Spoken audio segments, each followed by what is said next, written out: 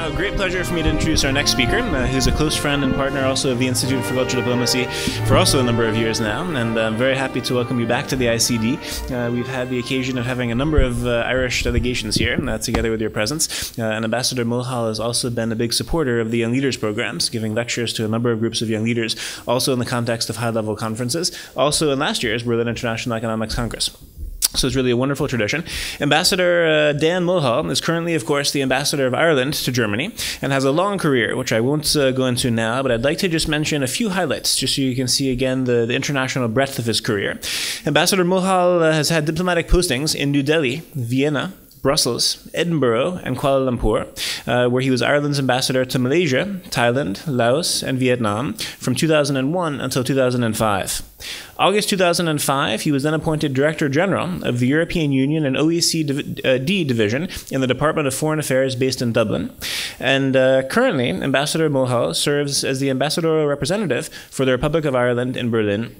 The lecture topic that he's chosen is an excellent one and fits in perfectly to today's topic as well as the conference, the topic of the conference, Opportunities for Nation Branding, Ireland's EU Presidency and the Gathering 2013. Ladies and gentlemen, please join me in a very, very warm welcome for His Excellency, Ambassador Dan Mulhall. Thank you.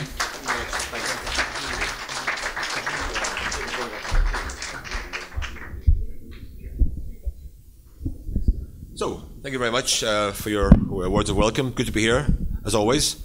I think this is my 5th time speaking here at the Institute now, so I consider myself to be a veteran of the ICD, and I greatly approve of the work the ICD are doing here. I think that cultural diplomacy is an important tool for diplomatic life, diplomatic activity.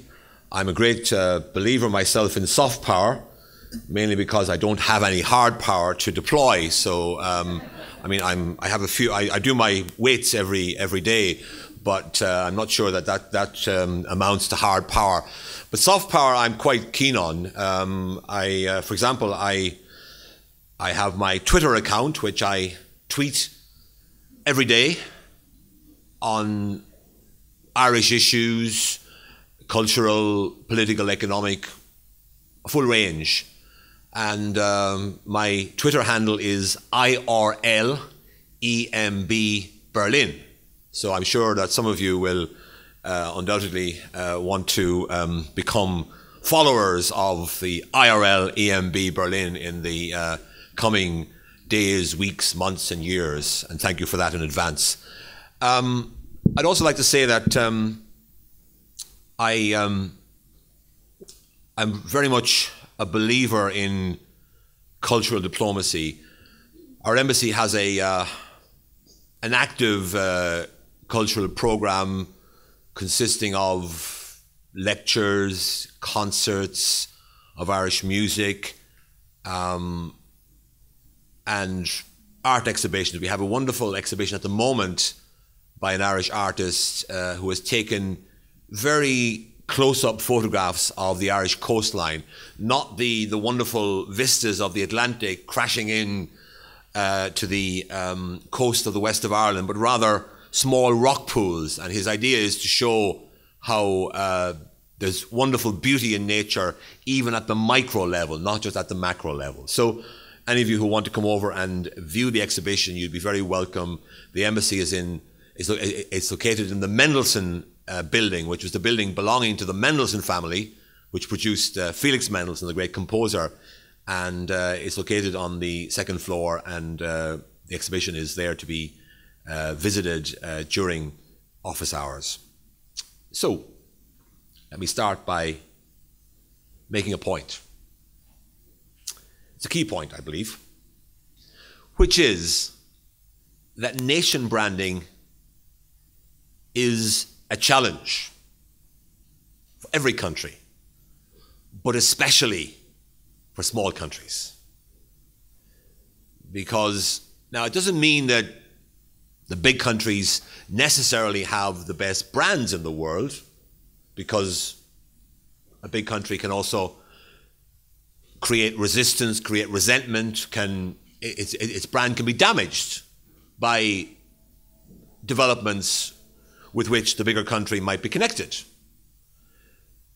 But nonetheless, the most likely fate for a small country in a world of 190, 200 separate states is invisibility. So the biggest risk, from the point of view of nation branding, is that a country will be ignored and hardly even noticed. And therefore, small countries, I think, have a particular need to present themselves to the wider world so that they avoid this dreadful fate of invisibility, so that they can be seen and appreciated by the wider world. So why do we want to brand ourselves? Why would we want to establish a nation brand for ourselves? After all, you could say that the people of a country can live their lives quite happily in their own communities, in their own societies, oblivious to what the outside world might think of their nation. You might say, you might ask, why would invisibility be a problem for the average Irish citizen or the citizen of any country in the world? Maybe you're better being invisible because you don't become a target for the resentment of others.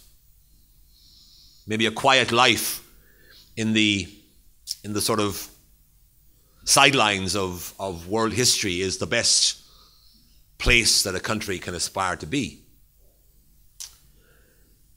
But I think you could say that the reason we want to brand ourselves is because all of us, wherever we are in the world, we would like our countries to be recognized for what we think we are. In other words, we would like our own image of ourselves, and I think we all have that image of ourselves, no matter where we live or how small our country might be. And we would like that sense we have of ourselves to be somehow recognized by others. And of course, there's also an economic value to nation branding, because if you are a quiet backwater country that nobody knows much about, your chances of being a major player in tourism, in trade, in investment are probably reduced by virtue of your invisibility. So there is a practical benefit to being seen and recognized in the world. Now, Ireland is a country with 4.6 million people, and on the island of Ireland, which include Northern Ireland, it's about a population of 6.5 million. So the brand Ireland, which we like to think of as a single brand, and indeed that fact is highlighted here this week by the fact that at ITB, Tourism Ireland has a stand representing Ireland North and South. And this week, I had the pleasure of attending the ITB in the company of two Irish ministers, our tourism minister from Dublin and the tourism minister of the Northern Ireland Executive from Belfast. So we had two ministers representing two political entities, but working together to promote the island of Ireland under a single branding concept. Now, Ireland has a number of advantages when it comes to making ourselves visible in the world.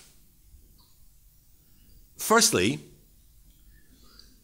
we speak English as a native language.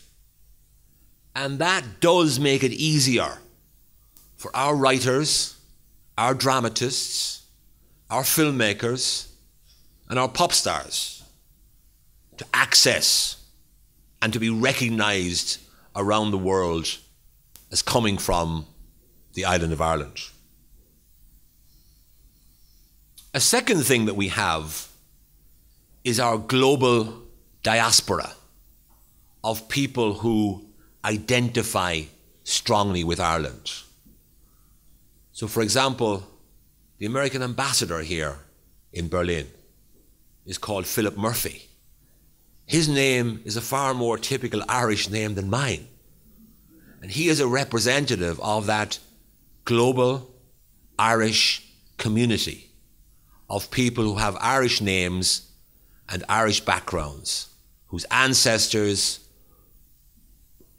starting 200 years ago, emigrated to the United States, to Britain, to Australia, to New Zealand, to South Africa, to Canada, and even to places like Argentina and other parts of Latin America. So the Irish have for 2 centuries been a people of emigration. They have traveled, they have moved to different parts of the world. And these descendants, today's descendants of Irish immigrants, and there were probably 80 million of them in all, give Ireland a profile in the world that we would not otherwise have. I mean, most people probably know that President John F. Kennedy, who you've studied in your history books, was an Irish American. John Fitzgerald Kennedy. Ronald Reagan, another Irish American. Bill Clinton, another Irish American. And indeed, President Obama has Irish roots on his mother's side. His great-great-grandfather was a Mr. Carney, who emigrated from Ireland in the 1850s. And he, the president, visited his family homestead, or the village, which his ancestor emigrated from in 2011, and drank a pint of Guinness in the local pub. There isn't much you can do in the way of nation branding better than that, I can tell you. Anyway, so our global diaspora has given us a profile in the world. And next week, you'll be able to judge for yourselves the reality of the value to Ireland of our global Irish community. Because next week, Sunday of next week, will be St. Patrick's Day, our national day. And for St. Patrick's Day, all over the world, there will be parades and celebrations. And people who have no connection with Ireland will dress in green and will go to an Irish pub and celebrate Ireland's National Day.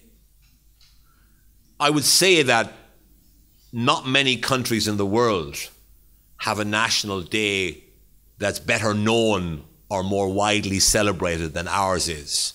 Possibly only the 4th of July and the 14th, the French National Day, Bastille Day, would be more widely recognized or acknowledged than St. Patrick's Day.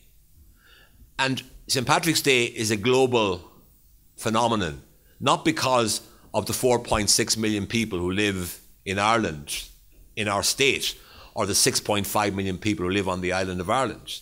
It's because of the 80 million people of Irish descent who live all over the world, descendants of Irish immigrants.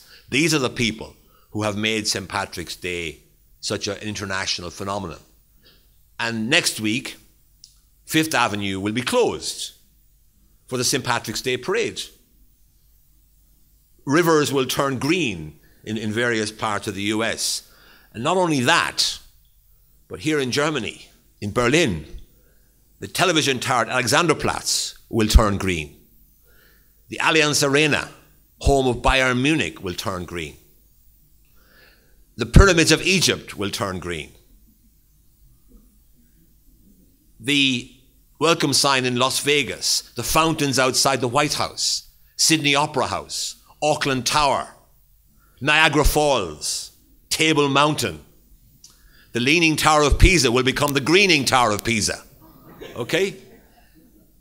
And this is just an illustration of how our global Irish family have created a brand for Ireland centred around St. Patrick's Day, which we could never have hoped to achieve without this global Irish family. I would say that the traditional Irish image is relatively positive. You have Irish traditional music, has fans all over the world, notably here in Germany, where every week there are literally dozens of Irish traditional music groups playing our music in Germany and being enjoyed hugely by huge numbers by many, many German fans of Irish music. Every year I get the chance to open Irish music festivals in various parts of Germany, where people who have no family connection with Ireland feel an affinity with us because they like our music and our dance. In Berlin, we have an Irish dance group, Jigs and Reels. They're wonderful dancers. They dance Irish dances brilliantly. When I first met them, I couldn't believe that not a single one of them is Irish or has Irish connections. They're all Germans or from other parts of Europe who have just taken to Irish dancing and are passionate about it. Now, we also have our literature, 4 Nobel Prize winners in the 20th century, possibly the greatest work of literature in the English language in the 20th century, James Joyce's Ulysses, which we celebrate every year on the 16th of June. And if you're in Berlin on that week, please come along to the embassy, where we'll be doing readings from Joyce's great work, and we'll be having songs that are mentioned in Ulysses, and we will have discussions by academics and myself of the significance of Joyce's great work. So our literature has also raised our profile in the world. I mean, we have people from all over the world, Japanese, Chinese visitors who come to Ireland just because they want to visit Dublin, because they've read Joyce's Ulysses and they want to visit the city from which Joyce's Ulysses came. Now, and then we have a romantic history. The history of Ireland is a history of struggle to assert our political and cultural identity and to achieve our freedom, which we did, our independence, which we achieved in 1922. And that struggle, of course, has been reflected in many Hollywood movies over the years, and this again has helped to raise Ireland's profile in the world and help us to avoid the destiny of invisibility or of being overlooked and ignored by the rest of the world. Now, of course, the economic crisis which broke out in 2008 naturally had an effect on Ireland's image, because for years before we had been known as the Celtic Tiger economy. Now, most Irish people didn't really like this phrase, but it was given to us by The Economist, I think it was, and of course everyone started to use it then. It was a very powerful and evocative phrase, and everybody for 10 years in the first years of the 21st century, we became known almost universally as the Celtic Tiger. And when I was in Malaysia and Thailand as ambassador, in Vietnam between 2001 and 2005, everybody wanted to know the secret of Ireland's success. How do we manage to go from being a poor country in the 1950s and 60s to being one of the richest countries in the world in the early part of the 21st century? Unfortunately, the crisis hit us very hard, and while we're still a wealthy and developed country with a strong economy, naturally our image, our reputation in the world took a bit of a beating when we had to apply to the European Union and the International Monetary Fund for support to sustain our country at times when we were unable to borrow from the international financial markets. But now, the image of Ireland in the economic aspect is characterized by a recognition of the comeback we've made. In other words, from our economy shrinking by 9%, imagine it, in 2009, it grew again in 2011 by 1.4%. It grew last year by around 1%. And this year, it will grow by about 1.5%. So we've recovered from the biggest economic crisis in our history, and one of the biggest crises any country has ever been affected by.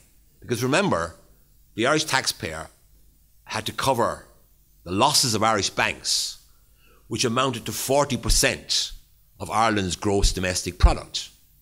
Now, any of you, wherever you're from, just try to turn that figure and apply it to your own country.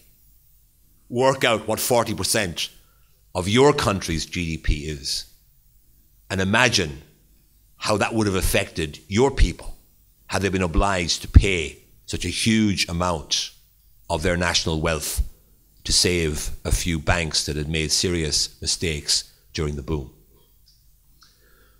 But this comeback story is now the story that I, as ambassador, am proud to tell. It's a story of a country that has dealt with its problems, that has faced them, that has taken hard decisions, and those hard decisions have enabled our country to get back onto the right path again. And for the economists among you, let me give you one statistic, and only one, I promise. In 2011, had you decided to buy an Irish government bond, a 10-year or a long-term Irish government bond, you can buy them on the secondary market, you would have got an interest rate of 15%, because at that time international investors regarded Irish government bonds as risky, very risky. So you had to be paid 15% in order to take those bonds, to buy those bonds. Today, if you want to buy an Irish government bond, you get an interest rate of 3.8%, because now international investors take the view that Irish bonds are relatively secure. Our bonds have lower interest rates than Italian bonds, than Spanish bonds, than Portuguese bonds, or than Greek bonds. So we're now only about 2% higher than the bonds interest rates that are applied to German bonds, which are the most stable and have the lowest interest rates of any European country. So this comeback story is an important one, because people are interested in knowing how it is that Ireland managed to turn its economy around from the disaster that we faced in 2009 to the challenging but much more positive situation in which we find ourselves today. I also want to talk a little bit about international activity. That's important. It's important that a country that wants to have a good brand be a responsible member of the international community. And in recent times for us, this has meant last year we chaired the Organisation for Security and Cooperation in Europe. For the whole of last year, Ireland was involved in trying to broker political advancement in some of the frozen conflicts in the eastern part of our continent. So that was an important opportunity for Ireland, with our own experience of bringing peace to Ireland, to be able to chair the OSCE and to make an Irish contribution to the resolution of conflicts in other parts of Europe. Last year, we were invited to we managed to be elected to the UN Human Rights Commission. We were up against, there were 3 seats. We were up against USA, Germany, Sweden, Greece. There were 3 seats and 5 candidates. Ireland managed to get, I think it was, if memory serves me well, the US got 130 votes, powerful country with huge resources. Germany got 128, Ireland got 127. Sweden got something like 70. So Ireland was elected as a member of the UN Human Rights Commission, which suggests that our standing in the international community remains quite high. Also, we have Irish troops on peacekeeping operations. There's never been a time since 1959, 1960, when there haven't been Irish soldiers serving in UN peacekeeping missions all over the world. And finally, despite the huge problems that we faced over the last few years, our development aid budget has not been slashed. We are still spending 0.5% of our GDP every year on international development cooperation. Two final remarks, if I may. We now have the presidency of the European Union. And our philosophy is that the presidency gives us an opportunity to contribute to the European Union. We have benefited hugely from European Union membership. It has given us access to markets all over Europe. It has transformed Ireland from a relatively undeveloped country in the 1950s and 60s to a fully developed European economy today. The presidency gives us an opportunity to contribute something to the further development of the European Union.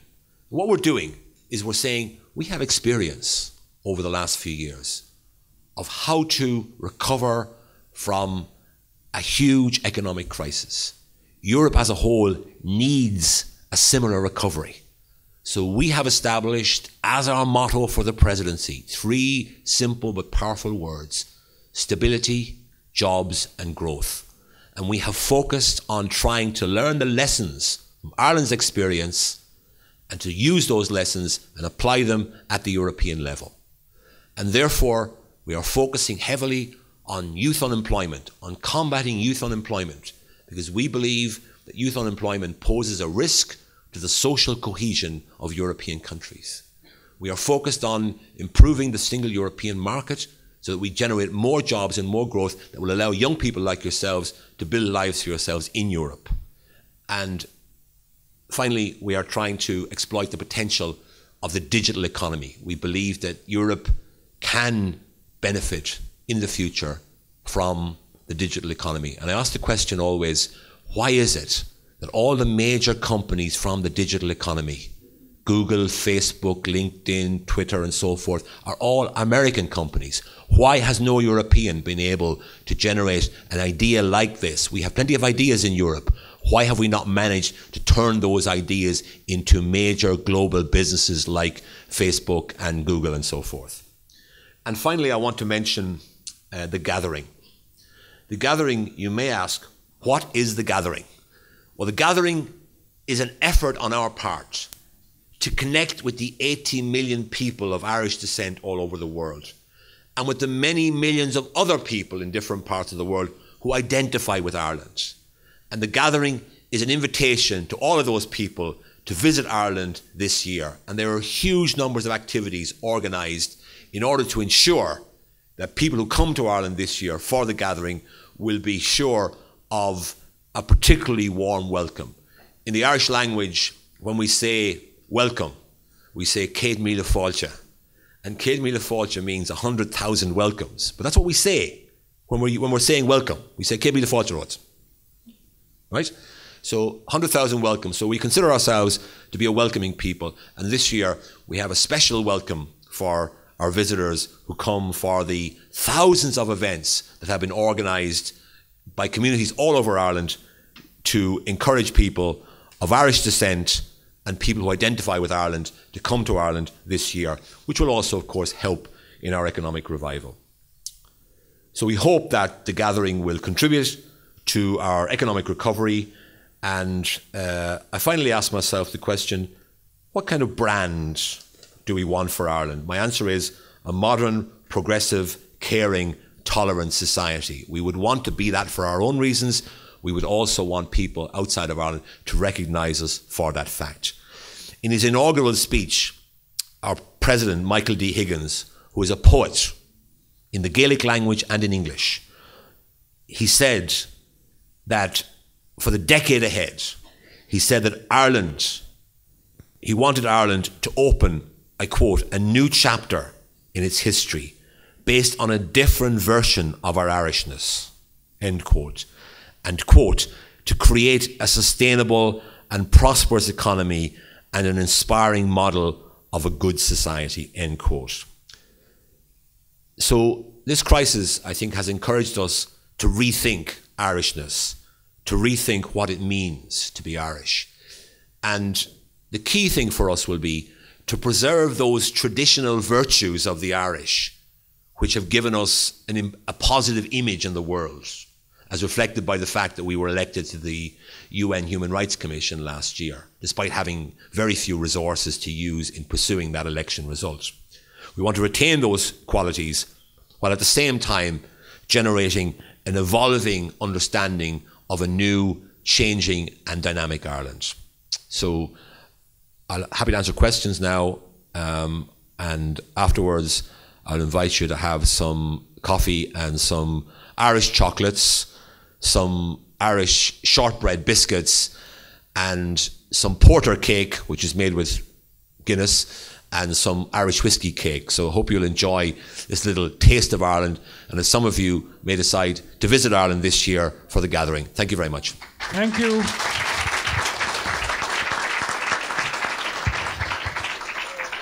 Because of the following reception, we will only be able to take 2 questions. Please keep your questions focused. Go ahead.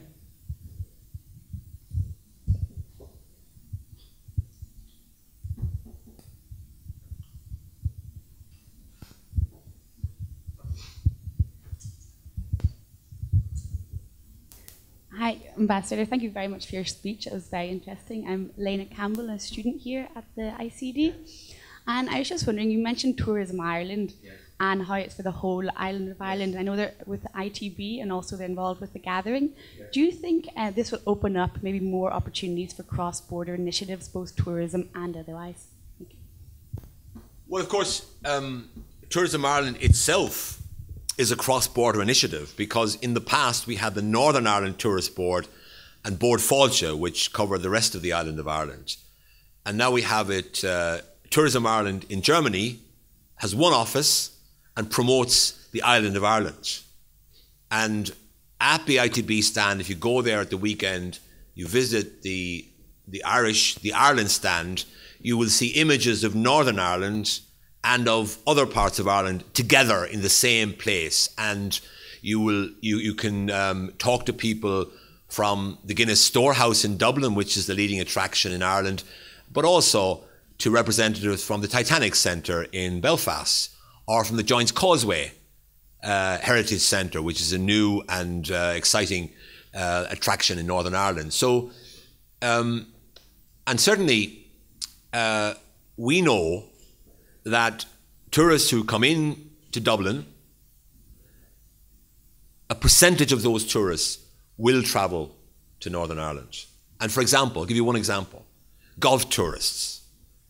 If a golfer wants to play golf in Ireland for a week, they're likely to want to play some of the major links on the west coast of Ireland, Ballybunion, Lahinch, Ross's Point, and then to go up to Northern Ireland and to play Royal Portrush or Royal County Down. So I think these days, when I was growing up, when I was a child, my first visit to Northern Ireland, there was a border, and going across the border was a problem. You had to go through customs and all of that. It was a bothersome business. Now there's no border. For 20 years of the Troubles, you had to at least, you know, people were prevented or were discouraged from going to Northern Ireland because they felt that there might be some security risks, or you were being searched by the police, and people don't like that when they're on holidays. Oh, did you? Yeah, no, I guessed that from your accent. Yeah, but I mean, but the point I'm making is that the best the best thing that could ever happen to North-South initiatives and cooperation in tourism and other areas is the peace process. Because the peace process has made it possible for Ireland to be promoted as a single entity. Because for most tourists, they land on an island, they want to travel around the island, they don't really want to be too bothered about, you know, differences between different parts of the island. Because tourism is a geographical activity, let's face it. It's not a political activity. People go to a geographical region and they want to see everything that that island has to offer. And now I think more and more tourists are being encouraged to and facilitated in visiting the entire island of Ireland.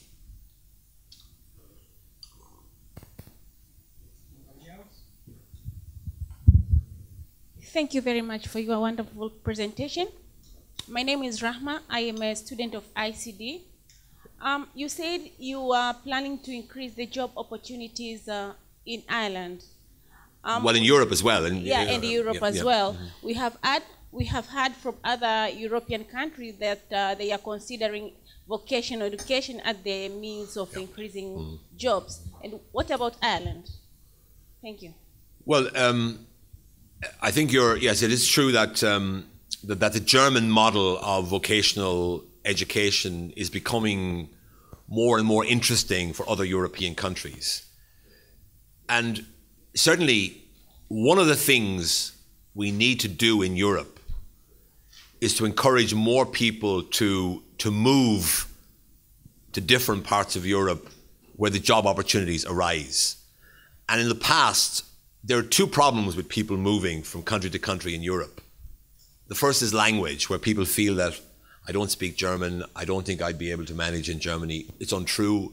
Most people can learn German pretty quickly, and it's not a problem, I think, coming here, provided you're willing to make an effort to learn the language. I think that will not be a problem. But the second reason that people are inhibited from traveling is recognition of qualifications. And that's one of the things during our presidency we'll be trying to make progress with, the mutual recognition of qualifications. So that if you get a qualification from Germany, you can go anywhere in Europe and that qualification will be recognized. At the moment, there's still problems when you travel from one country to another in having your qualification recognized, and that's very important. So yes, we know, for example, in Ireland, we have unemployment of around 14% now. It's quite high. Not as high as in other parts of Europe, but it's quite high. And many Irish people are now emigrating to Australia and New Zealand and Canada in particular. But we also have a shortage of software engineers because we have a lot of digital economy companies based in Ireland. Facebook has a big operation in Ireland, Google, LinkedIn, PayPal, Dropbox. All of these companies have major presence in Ireland. And these companies need trained people. I saw a figure recently where all over Europe, there's something like 200,000 jobs available for people with the right qualifications, particularly in the software industry. So training and education continues to be a vital ingredient of a successful economic future for Ireland and for Europe. Our people, our Irish people, we have a very high percentage of young people, first of all, by European standards. The average age in Ireland is 33. The average age in Germany is something like close to 50, right? So we have a young population by European standards, not by Asian or African standards, but by European standards, our population is quite young. Secondly, we have a very well educated population because something like 50% of people in the younger age cohorts in Ireland have a university education. So we are well qualified, we're well educated as a people, and we don't want to lose these people permanently. It's no problem if our people go off to Australia or to Germany or to Canada for a few years and they come back with more experience. That's good. But if they leave Ireland for good, forever, that is a big loss for our country, which we as Irish people cannot afford to have. And secondly, Europe needs young, well-qualified people for the future, because if you look at the demographics, the population structure in a place like Germany or other European countries, it's very, very challenging. There's a lot of older people and not enough younger people coming through. We Irish have the advantage of having a young population which will help us in the future, but only if those young people can be given the opportunity to work and live at home, or at least to work and live within the European Union, which is why the mutual recognition of qualifications is so important. It's also why we need to see some economic dynamism in Europe. We need to have new companies emerging in Europe that give people hope for the future, that make people believe that Europeans can create the new Facebooks, the new Googles, the new LinkedIns of the future. And there's no reason why not. I mean, I was in Stuttgart last week. Those of you who are not German, Stuttgart is southern Germany. Now, Stuttgart in the 19th century was more or less a wine-producing place, a wine-producing city with a rural economy. Stuttgart is the birthplace of the international automobile industry, which is now, of course, worldwide. It started in Stuttgart with Daimler and Mercedes-Benz and these companies. Why was it that in the 19th century, the late 19th century, Stuttgart, a relatively undeveloped part of Germany, produced this whole new industry? Europeans must find ways of creating new companies like Mercedes and Daimler and Robert Bosch, all of which came from Stuttgart in the 19th century. And I was talking to the media there last week, and I praised Stuttgart and said, you know, this is an example of what can be done. You have bright people with good ideas and an ability to turn those ideas into practical business propositions. Thank you very much.